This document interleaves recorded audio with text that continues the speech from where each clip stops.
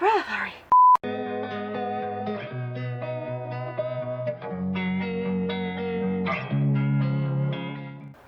Hey everybody, welcome back to my channel, or if you're new here, welcome. If you have no idea who I am, my name is Krista McHenry. I am the author of Under the Sweet Gum Trees. It's a YA novel dealing with relationship issues, both romantic and friendship-wise. So, it's Sunday night. It is boiling hot, like it is seriously July heat, but in May. And I don't appreciate it. But Aria is here with me. She's laying in the bed just watching me record. Are you watching me record? Yeah, you are in here, aren't you? Aren't you? So, since it's been such a horribly hot weekend, we are going to talk about all the books that I bought this month. And yes, unfortunately, all of these I bought this month. But 99% of them came from half price. So, yeah. But I am starting to have the problem of running out of bookshelf space. We'll tackle that bridge when we get there. It's fine. So before we get started, go ahead and hit that subscribe button down there. I mean, you might as well. You get to see Aria. And she's really cute. And it will make her happy. And it will make you happy to see a cute puppy. So yeah, go down there and hit that button. But anyway, let's go ahead and just dive on in. I've seen a lot of change, been through a lot of pain. Some things are not the same as they were a year ago, but all will be okay. I move on each and every day. The past is where it stays, way back a year ago. I've changed for the better this time. So we're going to start with my old books first, because they're my favorites, and they're also on the top shelf. So, anyway, yeah, I just recently reorganized my entire bookcase, and of course now I go and buy more books. But if you want to see what my bookcase looks like, I just posted a video about that not too long ago, so you go and watch that once you're done watching this one, of course. So my first old book is The Old Curiosity Shop by Charles Dickens. It's this little thing. I don't know if my camera will pick up.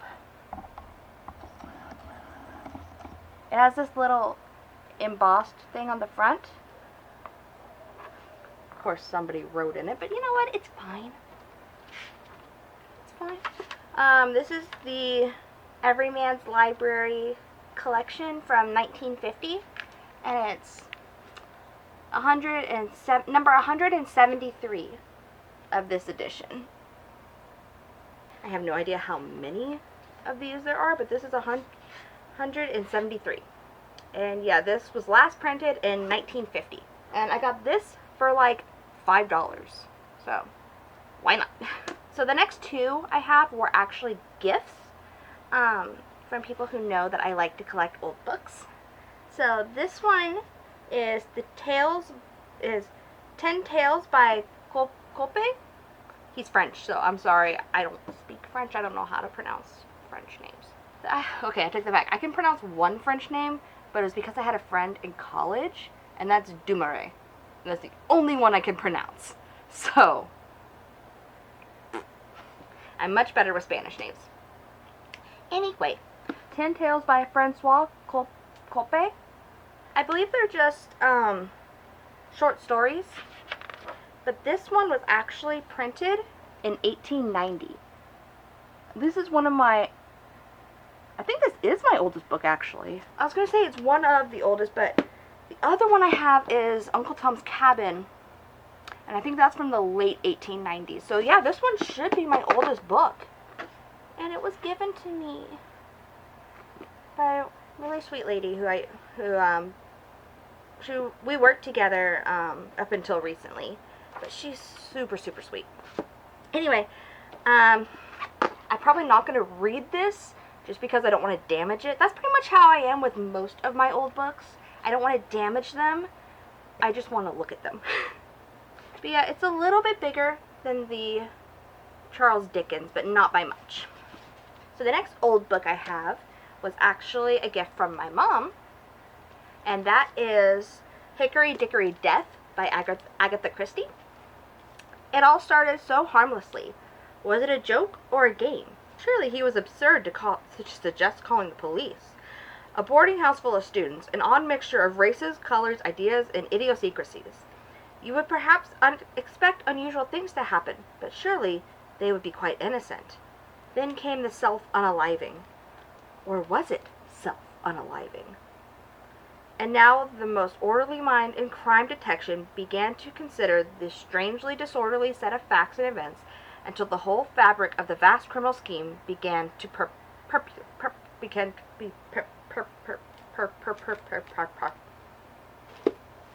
So this was actually discarded from the library, from a library. So once they get to old libraries, sell them or just discard them. I'm not really sure what they do with them, but we have a couple of books that are that way. But like this copy is from 1955. This one, since it's not as old as like 10 Tales by Cope, I might actually read this one. We'll see, because I'm not so worried about damaging it. Okay, so I bought this next one, and this is the reason that I got Hickory Dickory Death given to me. And that is Elephants Can Remember by Agatha Christie. And of course, I bought it because it has an elephant, because again, you'd think I would know after having this for so long how to angle it. But yeah, so this one is another crime novel by Agatha Christie, and I'm really excited to read it. Maybe. I say maybe just because we'll see if I ever get to it. But this, okay, I'm not gonna lie, I want one of these really bad. The previous owner had a book embosser, and it says, The Library of Betty L. Cook. And I really, really want one of these. And I can emboss my books and say, The Library of Krista McHenry, and it'll be great and wonderful. And then everybody will know what my books are. Anyway, so this copy is from 1972. So it is actually one of my newer books. One of the newer old books. So these two are part of a bigger set, but I couldn't afford the entire set, of course. And I doubt they had the entire set there anyway. But, so, yeah. The first one, so, okay, both of these books look exactly the same. And, yeah, they're just really pretty. But, so this first one is Sacred Writings, Buddhist, Hindu, Mohammedan, and Christian. I never heard it called Mohammedan before. And I'm sorry if that is an antique term. I'm just reading the title. These are from 1980. So again, these are some of my newer old books. They're Harvard Classic Edition. And of course, this one is Sacred Writings in 2 volumes, Volume 2. The other book is English Poetry in 3 volumes, Volume 1, from Chaucer to Gray. And again, this is from 1980, just like the other one. And then my last new old book. I bought this because I thought the cover was really pretty. So many of my old books are red. And I know it was just like, that was like the primary color of books for a while. But I want more colors. So I picked this up because of the cover. And that is James Shore's Daughter by Stephen Vincent Benet. And this is from 1935. I don't know anything about it. Just that it's pretty, and it's purple, and it's old. Yeah. So those are all my old books. Let's jump into all my other books. Oh! I completely forgot to mention. So, of course, my book is right here. But I have these 2 pops. And I made them. So, this one here is Vanessa And this one is Kinsey. These are two of the characters in Sweet Gum Trees, and they are Ada's best friends. So in my last book haul, I talked about Euphoria by Lily King. And when I talked about this book, I talked about Sex and Temperament by Margaret Mead. In addition to Sex and Temperament, she also wrote Coming of Age in Samoa. So this is the book that I know, this is the book that's taught more about in anthropology classes. It's her studying girls in Samoa and growing up and coming of age and all that. Obviously coming of age in Samoa. But this is her ethnography, so when I went to the anthropology section and I saw this, I snatched it. But what's really interesting about this book, I thought, you guys might not think so, but, so it has like this letter in it, and it even has like a postcard. This book is from like 1972, mind you. Margaret Mead Fund for the Advancement of Anthropology, American Museum of Natural History, Central Park West and 79th Street, New York, New York. Dear friend, her name was a household word, and she left a legacy of scientific work that will live forever. Her books, such as Coming of Age in Samoa, are a priceless record of a vanished way of life. But Margaret Mead died with unfinished business. She wanted to ensure the training of new generation of anthropologists. She wanted to preserve a national treasure of 3 million artifacts for the enjoyment and enlightenment of future generations. To these ends, she worked tirelessly on behalf of the Margaret Mead Fund for the Advancement of Anthropology. It was inaugurated by the American Museum of Natural History on the occasion of her 75th birthday and her 50th year at the museum. Today, when there are no more birthdays for Margaret Mead, and the $5 million fund, which bears her name, serves as her memorial to her work and her special vision of anthropology. Won't you help finish Margaret Mead's unfinished business? Won't you help ensure an ongoing, always growing program of research, study, and training which bears her name and will follow her lead? So, yeah, it's like a call to action of send us donations. But it has like $100, 10, 25, 50, 100, 500, and $1,000. And while, I mean, obviously it's like, yeah, give us money and donate to us. I just think it's really cool that that's still in this book. However many years later, what is that, like 50 years later? The next book I have, most of you, if not all of you, should know this.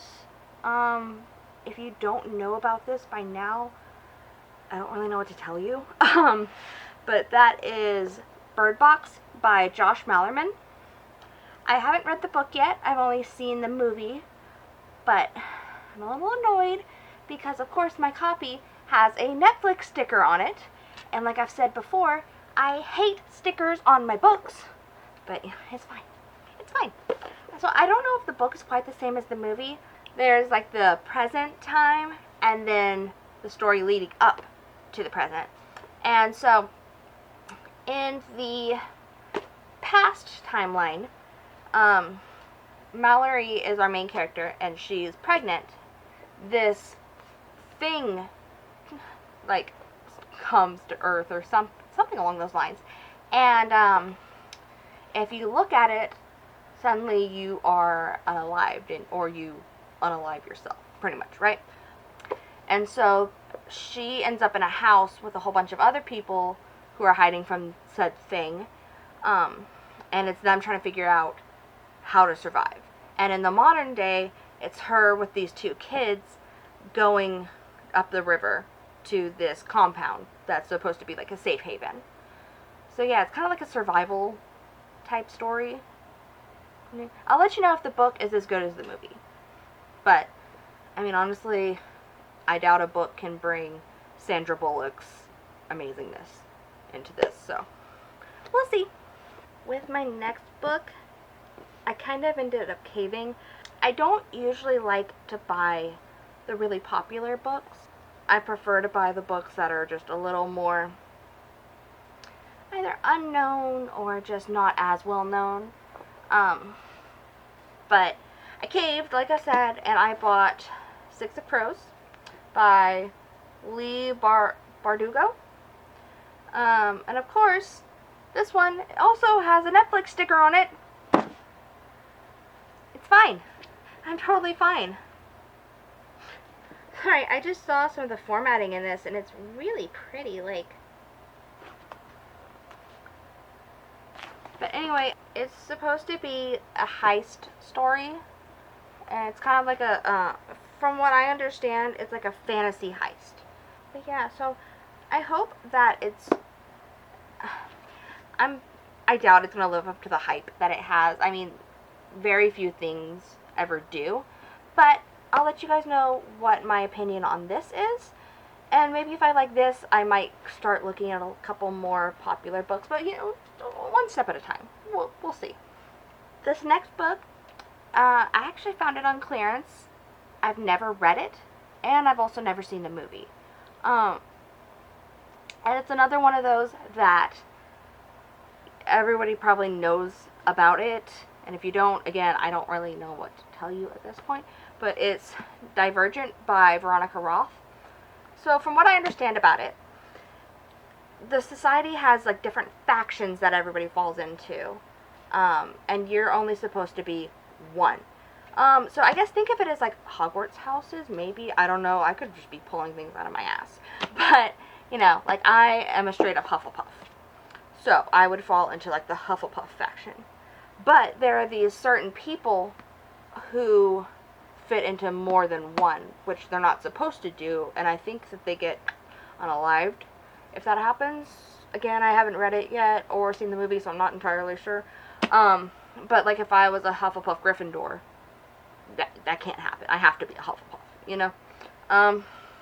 This book's actually pretty old, and by pretty old, I mean 2012? 2011. So this book came out when I graduated from high school. Woo! And it's taken me this long to read it. Or at least get it and put it on my shelf. But I found it in the clearance section at Half Price Books. So I figured, why not? Maybe it's going to end up being one of my favorites. Who knows?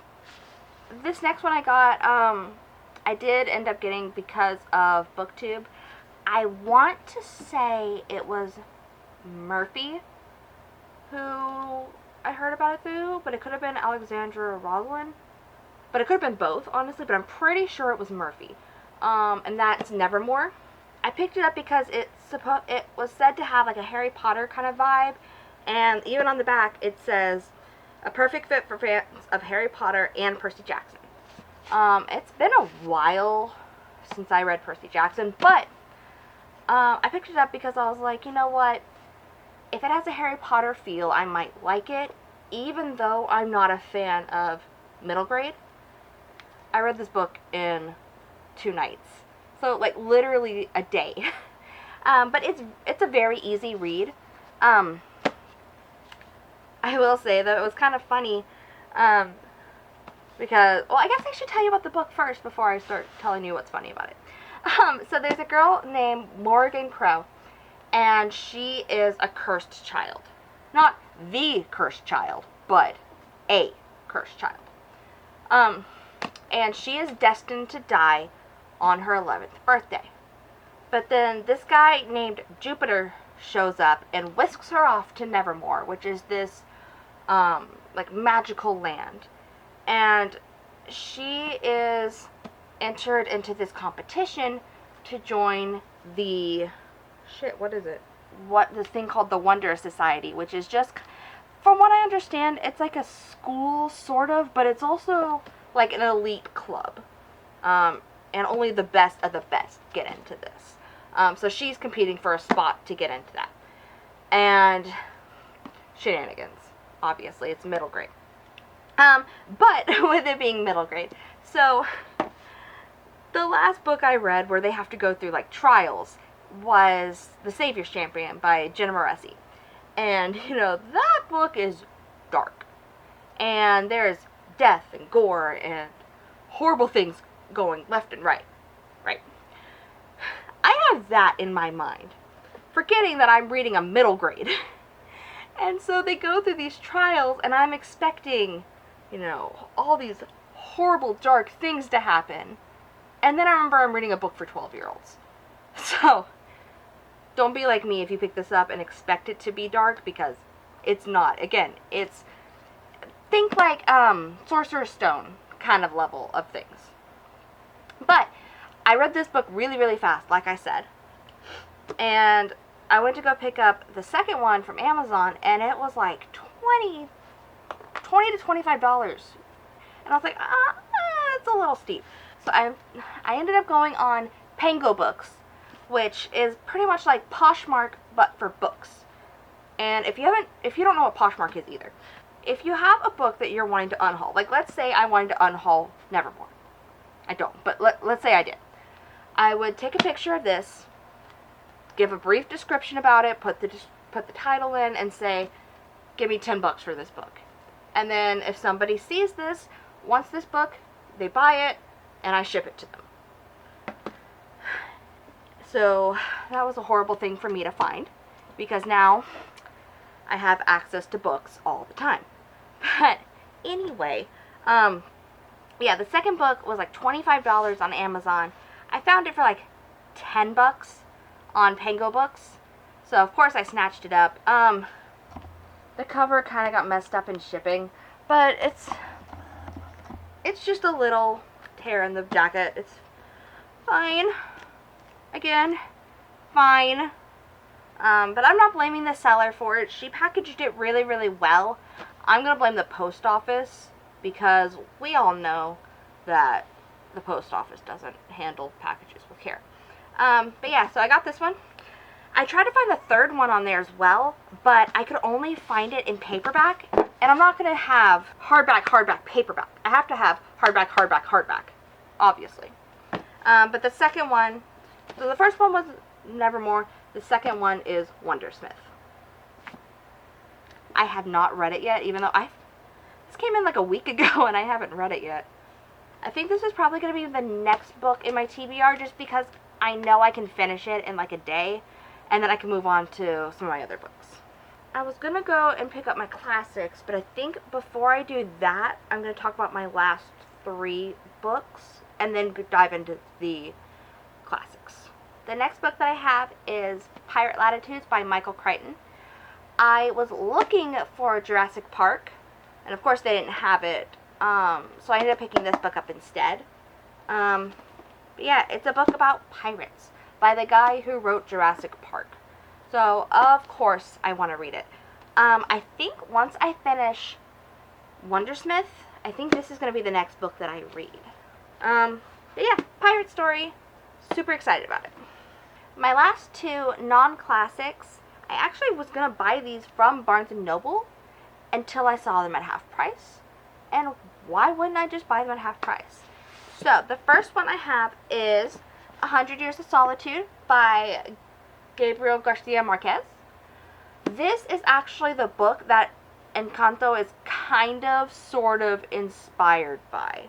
It tells the story of the rise and fall, birth and death of a mystical town of Macondo through the history of the Buendia family.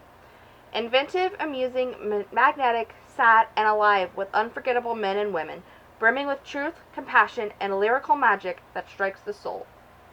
So it's not Encanto, don't think that it is, but Encanto was inspired by this book. And Gabriel Garcia Marquez actually has a Nobel Prize.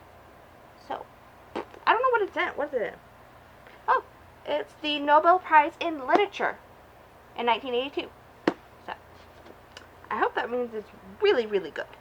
My next one is Molokai by Alan Brennert. It's about a little Hawaiian girl back in, I think, like the 1940s, I want to say. Sometime in the 20th century. She's a little girl in Hawaii, and she ends up getting sick, and she has to go to a leprosy camp. Here her life is supposed to end, but instead she discovers it's just the beginning. So it's the story of her being in this leprosy camp and finding, pretty much like finding life after she's supposed to accept that she's dying. I'm really excited to read this one too. So I'll let you know if it's any good. Okay, On to my classics, and I expanded my classics section a lot, actually. The half price that I went to, not yesterday, but the time before that, had a lot of classics. So, I ended up buying a lot of them. So the first one is Emma by Jane Austen. I actually haven't read any Jane Austen books. I saw Pride and Prejudice, the one with Keira Knightley, years and years and years ago. I don't really even remember anything about it other than Mr. Darcy. And I don't really even remember much of Mr. Darcy either, if I'm being honest. But, I don't know if Emma's the best one to start Jane Austen with, but I picked it up, and it doesn't look like it's too terrible. We'll find out. So, this next one, I feel like it's either you love it or you hate it. And I actually love it, which is why I bought it. I'm not entirely sure, like, if I'm gonna buy a book and there's multiple versions of said book at the store, I try to find the prettiest copy of it, because why wouldn't I, right? This one was the prettiest version they had at half price. Ow, ow, ow. This one was the prettiest version they had at half price, but if I see one that's prettier, I am not opposed to either giving this one away or selling it back to half price. But it is Great Gatsby by F. Scott Fitzgerald. Like I said, you either love this book or you hate it, and I'm one of the ones who love it. This one I also found in the clearance section of half-price books, but I haven't read this in a very, very long time, and so I picked it up. But it is The Odyssey by Homer. If you haven't read The Odyssey, it is about, it tells the story of Odysseus coming home from war and all the battles and turbulence he faces coming home. I think it takes him, like, I want to say 7 years to come home. Don't quote me on that. It's been forever since I've read this. Again, I could just be pulling numbers out of my ass. I don't really know. This next one, okay, so you remember how I was just talking about I buy books based on their covers? Like, if there's multiple versions of it, I'll buy the prettiest one. But it's Frankenstein by Mary Shelley. And the cover makes it look like it's a comic book, but it's not. It's just the regular book. I think it's really pretty. Like this. I have no idea. Penguin Classic Deluxe Edition. But I have no idea if any other books come in like this. If you know of any others and know where I may be able to find them, hook a bitch up. I'm just saying. So another book that I've never read, but I want to, and it was a decently pretty cover. If I find, if I find a prettier cover, I'm not opposed to getting rid of this one. But it is The Picture of Dorian Gray by Oscar Wilde. So Dorian gets a painting commissioned of himself, and somebody makes a comment like, oh, you'll never be this beautiful ever again. And so suddenly he starts freaking out that he's getting old. Can't relate at all.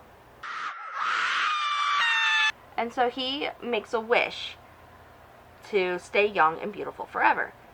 And so he stays young, but his painting grows old. But, okay, so my sister and I, growing up, we used to play Sims all the time.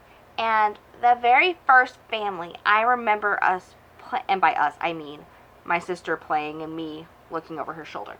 The very first family I remember playing in Sims 1, her guy's name was Dorian Gray. And then, I know this has nothing to do with the book, but it was Dorian Gray, and then there was a wife. I don't remember what the wife's name was.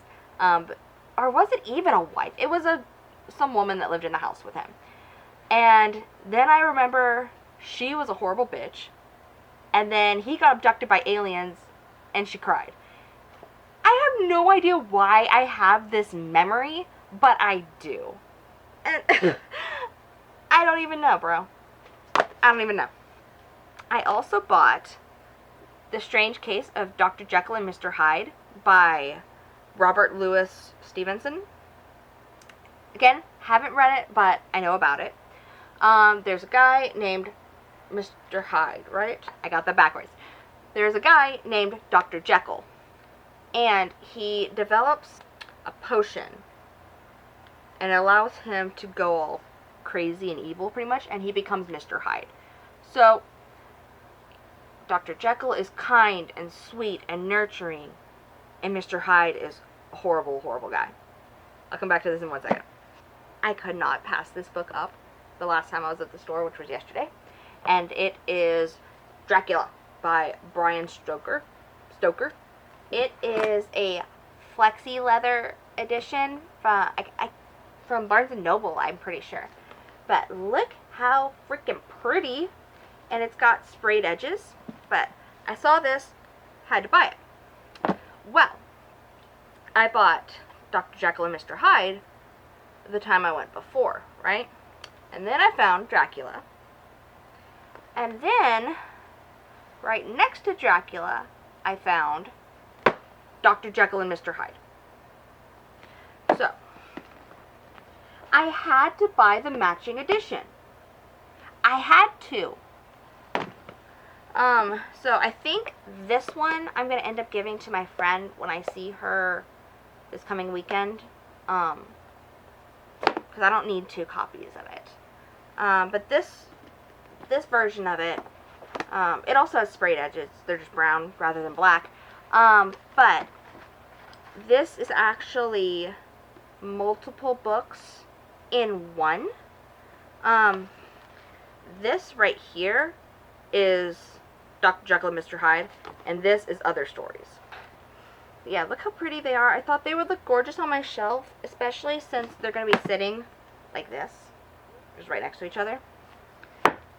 And again, just like my Frankenstein book, if you know where a bitch can get more copies, don't be stingy. So those are all the books I bought this month.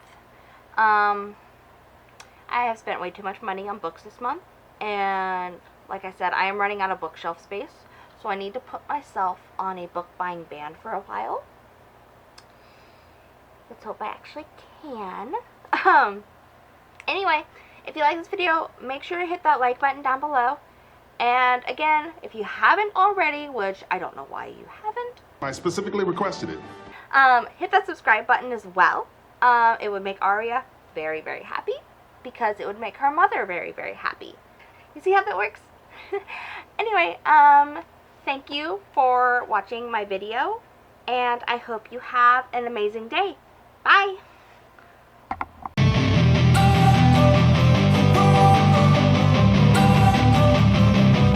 Don't wanna sleep in, cause I got something to prove. I gotta take what I hate and finally make a move. I think of you and all the shit you don't do. Well, I'ma make hella sure that I don't become you.